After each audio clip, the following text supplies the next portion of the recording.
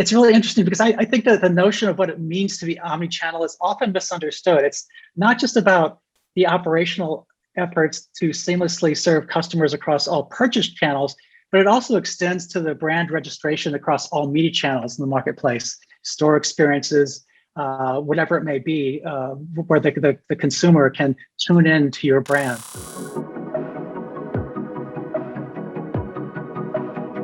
So John, what are some of the emerging and mainstream behaviors that you're tracking in terms of how consumers are using mobile, especially in the physical world? Well, it's really interesting.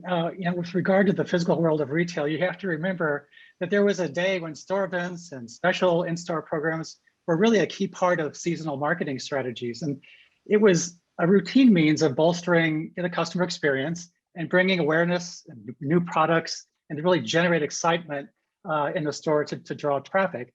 Shopping was and still is a very social form of entertainment, and retailers did their best at that point in time to make the store experience come to life in the best way possible. But you have to fast forward to the post 2000s when low price became the name of the game, and as a result, it forced many legacy retailers to toss aside all those things that made them special over the years, including in-store activations, to save expense dollars and to remain competitive in a very, very crowded marketplace. And that's just the reality of today. And those of us who have been around for a while have to move with the times and just realize retail has changed. But it's interesting that in recent years, even before COVID reared its ugly head, retailers and new entrants into the sector were beginning to reevaluate their marketing strategy to explore relevant and more cost-efficient means of building their brand awareness through a more personalized in-store shopping engagement. And bringing such engagements through the emotion and cultural connection of music plays a really critical role in this effort. And so with the notion of building a differentiated approach to brand registration in the marketplace, we often ask the questions of our retail clients, are you a brand or are you a barcode? Meaning, there's more to the retail experience than simply relying on low cost and quick transactions to gain customer awareness and loyalty. You need that something special, that extra something special. And that's really what I wanted to talk about today.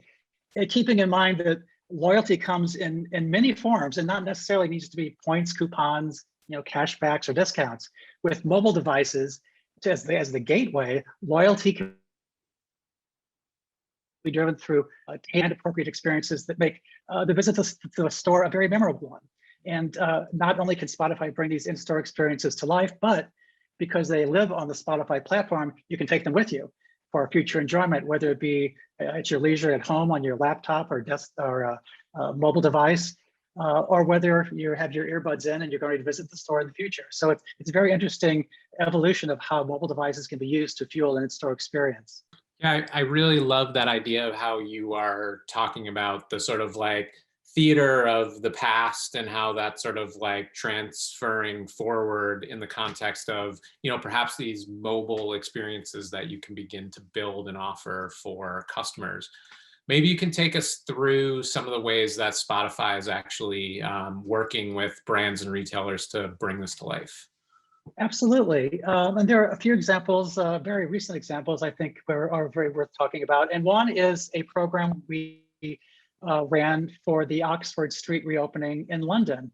After emerging from another round of close downs, the management firm that runs the promotions for Oxford Street, the New West End Company, wanted to build awareness and excitement around the reopening of the stores in the London's iconic Oxford Street shopping district. So the idea was to bring awareness of the reopenings, to bring a fresh outlook and drive people back to the streets, more or less. So to celebrate the reopening, the management company partnered with Spotify to curate a series of playlists to, quote unquote, soundtrack your visit to the nation's high street. And targeting was directed at style watchers, men and women apparel buyers, and branded playlists exclusively on Spotify were created to reflect 4 different shopping moods that they wanted to create around this experience. And they were activated through codes that appeared on signage along Oxford Street, kind of a musical map when you think about it in that way. So listeners then also, after accessing these playlists, were able to share them socially on their own social media channels, to share the fun partnership with their friends and others who were very interested in the shopping experience as well. And 4 different playlists were created: the Londoner Power Hour, London Fresh Sounds and Talent from the London area, Oxford Street Throwbacks, kind of a nod to nostalgia, and Oxford Street Unplugged, much more of a, uplifting, kind of a wild side of the Oxford Street reopening. It's amazing because I love, it's music in the context of a store is something that's like, I think to the holidays immediately, and the ways that stores kind of curate that environment. And this is kind of like bringing that down to an individual level and letting people really kind of like choose their way in. What else have you guys been up to recently? Well, there's another example that I think is really kind of cool, and that's something we did with Calvin Klein. We have included codes on product labels for a new CK jeans launch in Brazil.